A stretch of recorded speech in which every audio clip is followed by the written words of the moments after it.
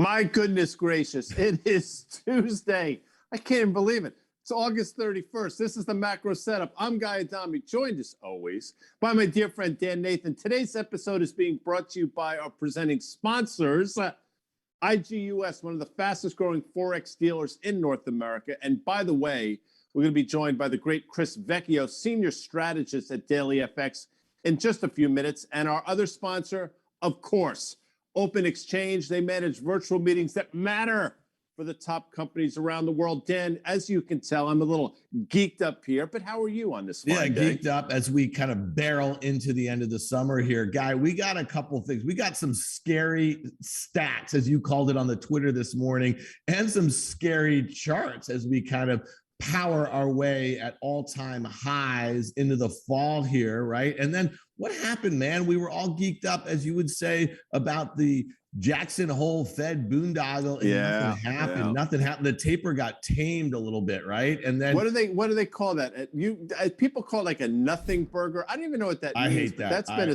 I listen. You know, you can imagine what I feel about expressions like that. Yes. But let's look at our top three. And you mentioned it, scary. And we're going to show you some scary stuff here from our dear friend Carter Braxton Worth. And the taper has been tamed. You talked about that. We talked about that. When they said they're going virtual, we actually said, you know what, that's a sign. That's their all clear sign. That's their air cover sign. Yeah. That's it. They're going to push this sucker out sign.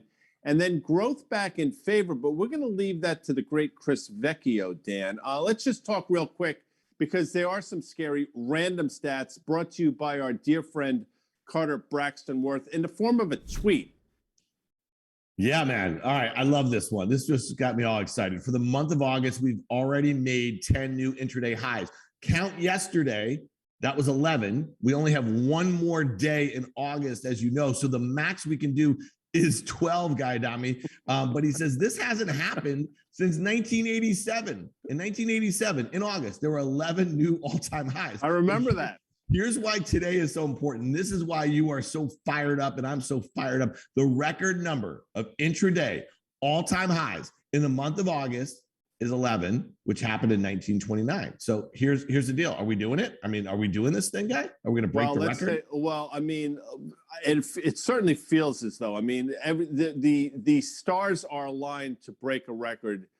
Why not? Because this, quite frankly, last 18 months, all we've done has been breaking records. But let's take a look at some charts that can illustrate exactly what we're seeing here, Dan Nathan. That's the S&P 500 chart. As you like to say, to the penny in terms of that trend line, that channel that you've drawn so nicely. You could probably extend that channel out to January. It doesn't matter. You see what we're doing here.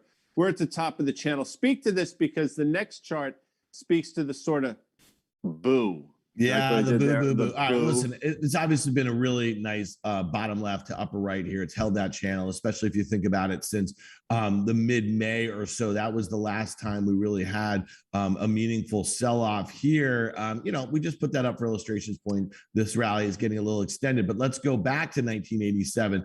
Look at that. Look at that late spring summer rally here. We started to break towards the end of August after we had all of those new highs. A lot of them seemed to happen in the first 3 weeks of that month. And then we kind of meandered a little bit in September, but then the market crashed. You remember 87, Guy. I think you have a little story about the crash of 87, don't you, buddy? I was 23 years old. I was soon to be 24 in December. I was at Drexel Burnham Lambert on 60 Broad Street. And I remember that October date like it was yesterday, because, you know, we didn't have the 24/7 news cycle. There was not really business television. So you really only got what was going on in the stock market sort of from the whispers around the desk. But I will tell you, there were a lot of grown men on that desk, and they looked really scared. I didn't really have any idea what was going on. It's only in retrospect. But why do we bring up this chart? Because if you look at the channel that Dan drew, hauntingly familiar to what we're in the midst of now. And obviously in October 1987, things went pear-shaped pretty quickly.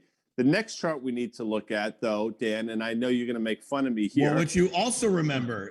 Which I also remember. 1929. I mean, look at that uptrend from the spring into the summer. And then you had a little bit of a breakdown in September, but you had a crash in October. What is it, Guy, about August into September and October, at least since you've been in the business? You know, I'm not really, listen, the fall, obviously. Listen, I think a lot of it has to do with the fact that summers are typically not a lot happens. As money flows in, people seem to be happy. And then I think people get there, they refocus in the fall for a myriad of different reasons. And look, again, that chart, this is now 1929. This looks hauntingly familiar, obviously at 87, and what we're in the midst of now. Now, I don't think we're calling for an 87 or a 29 like situation, but I got to tell you something. The stars are aligned to have a meaningful sell-off. And when I say meaningful, anywhere from 12 to 15%. And as we get to the top of this peak in the S&P 500, as we turn the calendar from August to September, just be aware that there are a lot of weird things going on. And we just wanted to illustrate, obviously, the chart we're in the midst of now, and obviously the 87 and the 29 charts, which, again, boo.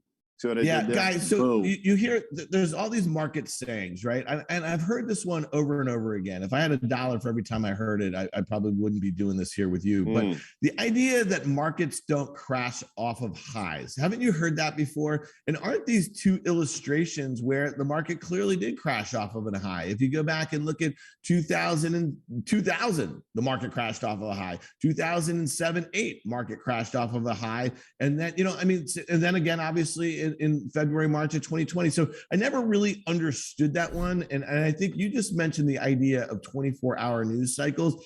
Certain bad information gets repeated over and over again, and Twitter doesn't really help that either. But again, markets do crash off the highs, and they usually happen, if they're happening off of highs, over things that people are not placing a high emphasis on. You and I are not calling for that. But when you think about all of the things that you and I try to do on a weekly basis or a daily basis, we're trying to highlight the things that could go wrong. And what did you say when you entered the business? What did you learn? One of the first things at Drexel Burnham?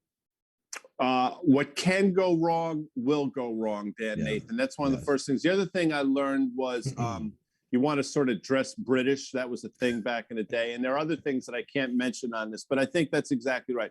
Prepare for the worst, hope for the best. And we're just trying to sort of illustrate what can go wrong here. The VIX, with a 16 handle, to me, does not take into consideration some of the headwinds that we face and some of the headwinds that are out there now. And I think this tweet from Carter Braxton Worth is going to make its rounds as August turns into September. Just keep it in mind and remember these charts over the next couple of weeks. Next thing we need to look at, though, is the NDX, as they say, Dan, because once again, here we are to the penny, as they say, what we traded up to. This is a long-term chart, obviously going back to September of last year. We've been in this channel. We're at the upper end of the channel. Do we fail here? Well, the S&P 500 would sort of state that we're probably at the top end of this range as well. And oh, by the way, this has done it on the back of your FMAGA complex. Apple making a new all-time high yesterday. Huge move, single-day move in Apple yesterday. Amazon getting off the mat a bit. Obviously, Microsoft goes up every day. The Google, as you know. So here we are, Dan, with that trend line intact. Yeah. So what's interesting to me about the NASDAQ, this is the NDX and NASDAQ 100 right now. I think it's the fewest amount of stocks above their 50-day moving average since last September. And, when I look at the other divergence that I see here is that, we've had two double-digit declines, from highs when we've gotten to that trend line here over the last year or so. The S&P 500, I think it's more than 200 days since it had a 5% peak to trough decline here. So the declines in the S&P have been much shallower than that of the NASDAQ. And we know why. The concentration in the NASDAQ 100 in particular, the top 5 names, make up about 45% of the weight. Now, you just mentioned Apple, the largest stock breaking out. Microsoft was at an all-time high yesterday. Those two stocks combined are nearly $5 trillion in market cap.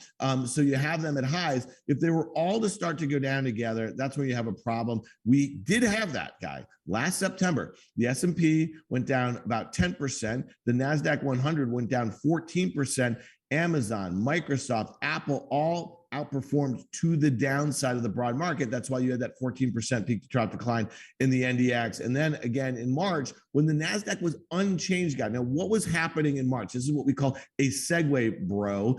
We had rates near highs here, and the NASDAQ was unchanged. It was basically getting very close to its 200-day moving average. So you're seeing a bit of a divergence. This chart scares the heck out of me. Did you just bro me? Yeah, Yes, I that broed is you. true. That Yeah. March obviously was when 10-year yields traded up to, I believe, 177. You've seen what's happened in the wake of that. Obviously, as yields have come back down, it's given sort of the impetus. It's given some of the jet fuel for this NASDAQ chart to continue on its merry way. And I don't know if it's going to be rates this time, but what I will tell you, as Dan has pointed out, you have seen significant peak to trough declines. And oh, by the way, for all the yields that bow at the altar of Apple, over the last 4 or 5 years, you have seen significant moves to the downside, anywhere from 25 to 40% moves to the downside over those years. And here we find ourselves with Apple at all-time highs. So as though I know people say you own it, you don't trade it. It's been one of the better trading stocks for the last 5 or so years, which brings us now, Dan, to our next chart, because this obviously we talk about it, the most economically sensitive names. This RTY has basically been in a sideways range for the last 7, 8 months, Dan, and I don't see anything necessarily taking it off course now. Yeah, so the Russell 2000, the small caps here, they had that huge ramp after we got the vaccine news in early November, and then also the election news that seemed to really fuel the outperformance at the time. I mean, they were looking like they were making new lows, right, into the late year or so. So that outperformance made sense. There was a lot of underperformance in the prior, let's say, 12 months off of the lows from the pandemic crash here. Again, this one, you see where the support is. It keeps banging up against it. Guy, I am hard pressed to think the next time it goes back down there, it doesn't break. And the question is, what does that say about the health of the recovery and the ability for all of the easy money policies and all the fiscal stimulus and all the future plans for infrastructure and all the budget deals? What does it say for the potential for future growth? Because the stock market is not the economy, but like you said, the Russell 2000 small caps are very, very sensitive to small moves in the economy. And keep in mind, we obviously had a consumer confidence number that was not particularly good. Delta variant, I think a lot of things that are going on geopolitically. People are not particularly pleased right now. And again, that consumer confidence number, is it going to manifest? Is it going to make its way into this RTY? I would suggest that it will. To answer your question, that 2125 level, there's your support level. Obviously, the top end of that range, 2350 or so. I do think we're going to test down to that 2125 level. And oh, by the way, maybe it comes in the form of yields trading back down to 1%, which is something you've said now for quite some time. Maybe a falling 10-year would be suggestive of an economic recovery that's not nearly as robust as a lot of people want it to be or think it was going to be 4 or 5 months ago, Dan. I think that's important. And that speaks to, obviously, the next segue we go is the 10-year. By the way, we put these charts in order for a reason, folks. We try to make it seamless for you in terms of the things we're talking about. And RTY to the 10-year makes a lot of sense. We're in this. I don't know if this is a hungry crocodile or an angry alligator or something, but what I will tell you is we've been in this bit of a pennant formation. I think most people will say you have a bit of a, wait for it, death cross. I can't even believe I just did that. In the form of the 50 and the 200-day moving averages trading over one another. I will tell you right now, Den will speak to this. You get through 115 on the downside, and Katie barred the door again. I don't know what she is, but she better watch that door, Dan, because it could get very ugly very quickly. There's a lot of people, Guy, who've been very critical of the Fed, that they've left their kind of foot on the pedal of easy monetary policy for too long. They've tried to explain very clearly what they're focused on. There's still 6 or 7 or maybe 8 million jobs pre-pandemic that have not come back here, and they're really focused on that full employment. They're willing to let inflation run a little hot. They've been saying that for 9 months right now. And I know that the chorus for a taper got very large to curb inflation pressures, but the 10-year yield is saying something different. And you and I have gone back and forth on this for months here. So the question that I would have right now, you just mentioned the 50-day crossing below the 200-day moving average in this 10-year US Treasury yield. You see that little uptrend from that double bottom that it made in July and early August. If we were to go back there and break that 1.13% level, what might that be saying about growth? What might it be saying about a taper? So to me, that's really the key thing right here. Now, listen, if you get a breakout above that downtrend that's been in place since the spring, it may say something different, but we'd have to see the data that start to support it. And you just mentioned that consumer confidence number, very, very disappointing. And I know we have this jobs report coming out on Friday. It's going to be kind of important as far as an input and what the Fed might signal at their September meeting. But again, I suspect they're going to continue to be very cautious and data dependent, as they have said, Guy. No question about it. One of the things that gives them support and gives them some air cover is the next chart we're going to look at, which is this Bloomberg Commodities Index, which, you know what, was off to the races, and now that seems to be turning over as well. If they get a break in the form of commodities breaking down, obviously that speaks to the exact narrative that they wanted to. Again, doesn't look like it's going to happen yet. We've obviously seen significant sell-offs in lumber. We've seen significant sell-offs in some of the other commodities that they watch. And if we do see this BCOM roll over, Dan, in the form of through sort of like that 90 level on the downside, I think that's going to give them all the cover they need to sort of continue to push this whole experiment out over the next few months. Yeah, when I look at this Bloomberg Commodity Index, I know that 30% of it is crude and it's natural gas and there's some gold and then there's copper and there's a bunch of other industrial commodities here. And to me, I think this is kind of an interesting chart because you see that kind of, it's been trending higher, but it did not make a new high right here. So to your point, Guy, it bounced off the lower bounds of that uptrend that's been in place since the winter here. Let's see if it can make a new high, or let's see if it gets rejected at those prior highs and goes back towards those lows. But again, to your point, I think that commodity prices are a huge economic input for a lot of the industries that the Fed tracks here, and obviously a huge input as far as inflation is concerned. So that one is on our radar, if you will. But to me, Guy, just to wrap up this one kind of little area here, if rates were to go lower, the Fed were to continue to hint to the fact that at sooner or later they will be tapering, I think that really is a referendum on expected growth. And especially if you throw in commodity prices without making new highs here, that would be kind of the issue for me. And that might signal that equities are in for a little bit of a pullback, which I think would be pretty healthy, Guy. You mentioned, 10 to 12%. That gets you back to the 200-day moving average in the S&P 500. Now, what time of year is it, Dan? We mentioned it's August. What do people typically do ahead of Labor Day? They go on vacation. Is that fair?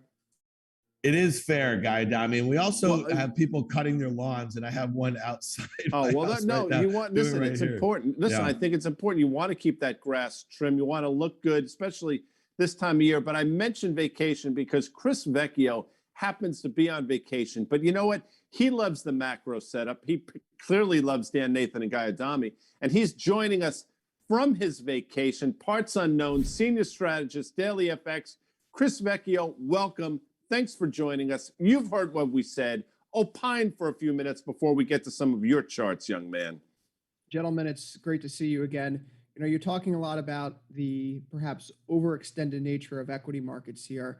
But there's something that comes to mind. A guy who goes by the name of Josh Brown, perhaps the reform broker. TRB. You know him. Yeah. Yes. He put out a great blog post last year about why this time is different than 1929. And two of the main factors that he pointed to, of course, were the structure of the equity market's different. We now have Roth IRAs and 401ks and retirement savings plans that just didn't exist in the 1930s that represent a significant part of a solid base for continued buying efforts, unlike we saw in previous episodes. And importantly, another big difference is, of course, is that the Fed has teeth this time around. Now, you may say that in 1987, the Fed did exist. It certainly had more muscle, but it was Greenspan's speech that more or less put a stop on the selling. So the way that I see things here right now, if we do see a big market crash, a big market move, that's really bad because it means that the Fed's lost control of the narrative. And that would really spook investors, not just for a simple one-off flash crash type of move, but would be something more significant that could lead to an extended period of a drawdown. With that said, the Fed's really putting markets in a sweet spot right now. It's a sweet spot for growth over value. And I see it that way because we're in this place where the Fed is talking about tapering, but not yet tightening. So rates aren't going anywhere. And that means the economy is in a good enough footing to keep corporate earnings supported for the foreseeable future.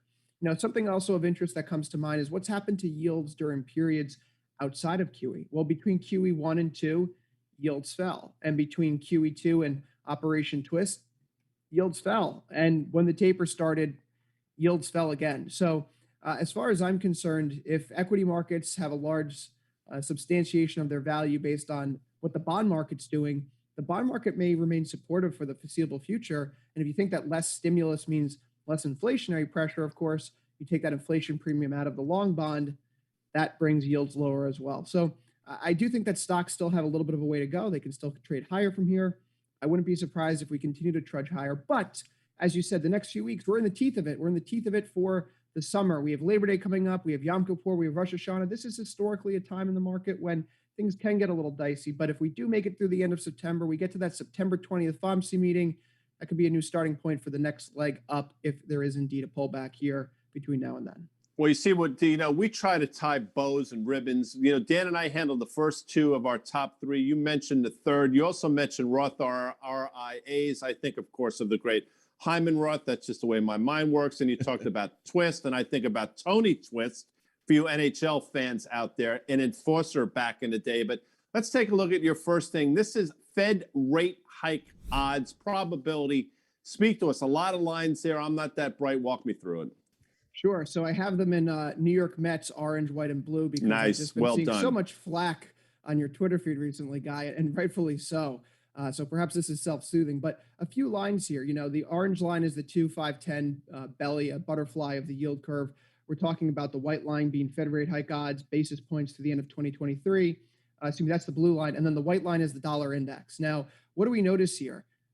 The white line, the dollar index, is tending to track those Fed rate hike odds. And so even if the taper is beginning to be priced into markets, that the belly of the yield curve is acting in a manner consistent with what it did back in 2013, 2014, the dollar index seems to care more about the fact that rate hikes are not tapering. Tapering is not tightening. Tapering is going slower down the highway, not going into reverse. So right now, this could be a little bit of an albatross for the dollar. If we see that tapering efforts go forward, yields come down and hike odds don't rise.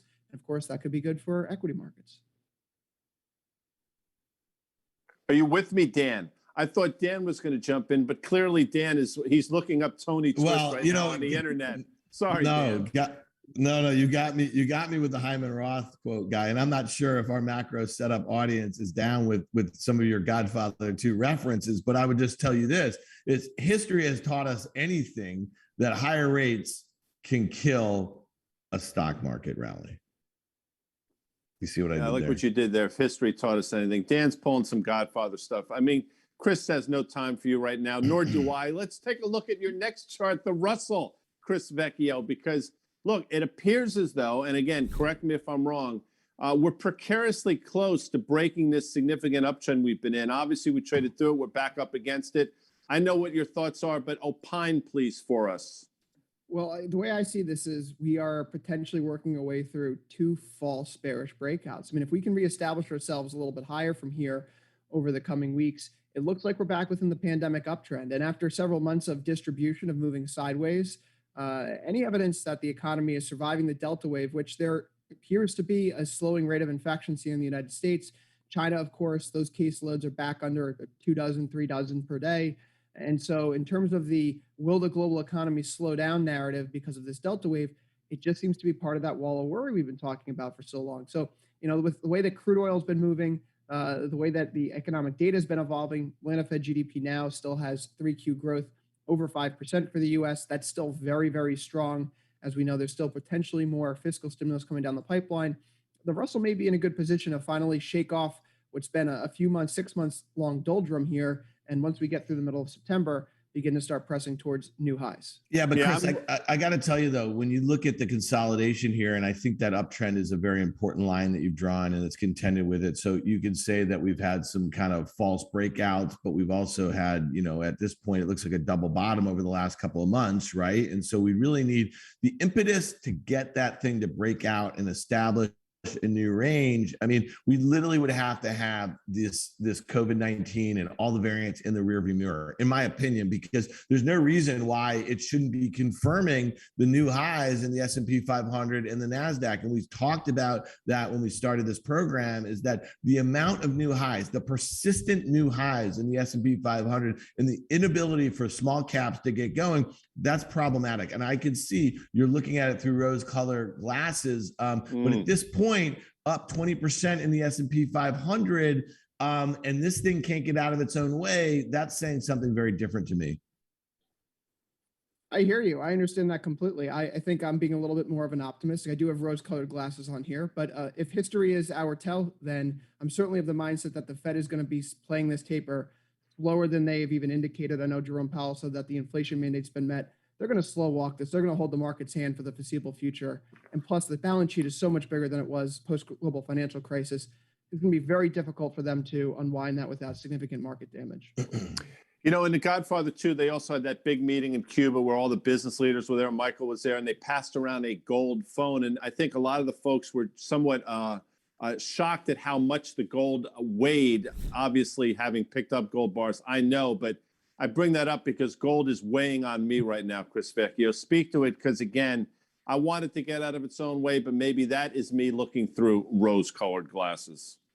You know, gold, what's there to say about it? We've made some significant technical progress here where we've gotten back above a long-standing uptrend from the May 2019, March 2020, March 2021 lows. We're back within a potential symmetrical triangle that we highlighted a few weeks ago. And heck, there may be even a double or triple bottom formed right around that 1680 level. But we're still not cracking through 1835.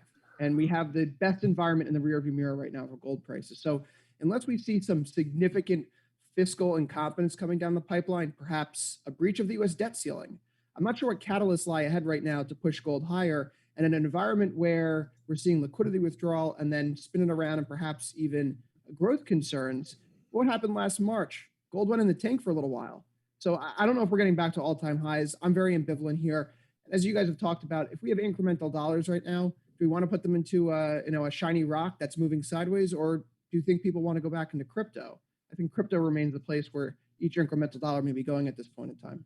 Yeah, I agree with that. And we've talked about that a lot. And I just think it's also interesting that, you know, one of the pillars of the bull case for crypto had always been obviously store of value, but also the ability for payments. And one of the things that I find most interesting about this last few weeks in cryptos is this explosion in non-fungible tokens, NFTs, and they are being purchased with crypto, and they're being gas fees on Ethereum network and Solana in crypto. So you're seeing that whether you think they're worthless or not is another, you know, just another discussion altogether. But the payments mechanism is working right now here. And I do think that incremental dollar goes to crypto, especially as the space gets bigger and bigger. And I'll say this, Guy Adami, if I'm buying my wife something for maybe the anniversary or a birthday or something like that, and I'm going through the gold family, I'm probably doing rose gold over just kind of, you know, the other gold. What do you think? I'm not really sure, but you should definitely go to the Tiffany's for that. I mean, I find that when you go to the premier outlets, they don't do the same job as as sort of the gold standard, which would be Tiffany's. So yeah, please get the blue box. We're really driving this one into the ground. You here. Asked me about rose gold. Listen, dollar yen. Let's Chris Vecchio, just talk to me about dollar yen. Let's just get off the whole thing and go to the yen here. You know, yen, as we talked about last week, it could be in a grindhouse for a sideways move. If yields are coming down and equity markets are going up, that puts dollar or yen in a sideways grind. And it's been that way for several months now. So perhaps we're starting to funnel into a symmetrical triangle. It's coming after a longer term that lasted for about 7 months this year, a rising bearish wedge, which speaks to more downside potential. But that could be perhaps the perfect storm for dollar yen, right? If we do see equity markets tilt lower, dollar yen would be the tell. We have yields coming down, stocks coming down. That's bad for dollar yen. So this is the place where I'm looking to see a cross asset across markets confirmation if there's weakness coming into equity markets. For now, nothing really to like either from the long side or short side. You know, there's different interpretations, perhaps inverse head and shoulder over the last few weeks since the beginning of July. That would speak to higher prices, but we're not getting anything. And I don't think we're going to see anything here for the next little while. We are, of course, coming into low liquidity periods around Labor Day, around Rosh Hashanah, around Yom Kippur. It's very possible that this continues to grind sideways until we get to that September 20th FOMC meeting.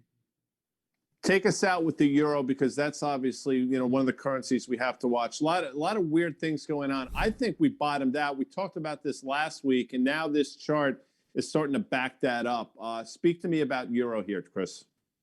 Right now, we saw that false break below the 117 figure, setting a new fresh yearly low. But of course, it didn't last too long. And as discussed last week, this would be a turning point for the broader dollar index, of which it is 57.6%. Now, having just broken that downtrend from the June and July swing highs here, it now looks like the euro has a clean shot up into the 119 area in the very short term. That could mean more weakness for the US dollar, which we've seen follow through today. And it's worth pointing out that the euro is having a very strong day today after we heard news from the ECB, where they're basically saying that their mantra is lower for longer, that they're going to continue to provide easing, and it's not shaking the euro here. Do I think the euro is in a great position long term? No, I think the inflation differentials right now favor a much weaker euro dollar. If you look at the spread between Eurozone and US core inflation rates historically, you pull that forward by 6 months, and that means we could have more euro weakness, broadly speaking, in the months ahead through the end of the year. But in the very near term right now, higher prices seem likely. I'm looking up into 119 before I'm starting to eye potential selling opportunities. Yeah, I actually think we might actually test that 122 level. We'll see what the correlation is with the dollar index. Is that 88 level that we've traded down to and held so many times? Does it finally breach,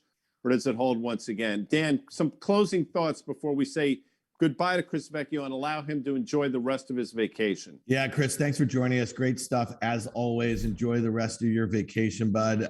Listen, I'll just say this is that, we have a level of complacency in the stock market where I think a lot of people are focused on those things that help be supportive of it despite all the headwinds. You mentioned the VIX at 16 guy. I'm looking at a lot of single stock option straddles that look way too cheap if I look out over the next month and a half or so. So to me, I think that presents a little bit of opportunity. I suspect we're going to see some downward volatility between now and let's say the end of October, and forget the scary stuff. And I'll just say this, guy, I'm very happy that this is the business that we have chosen. I mean, the Godfather stuff just keeps coming in and coming in. Yeah. Although Chris Vecchio with those glasses, he looks more like Robert De Niro at the end of Casino, but that's completely another time, another show, another movie. But I want to thank Chris Vecchio. Again, he joined us from his vacation. Senior strategist at DailyFX, does great work. And today's macro setup was brought to you by our presenting sponsors, IGUS, one of the fastest growing forex dealers in North America.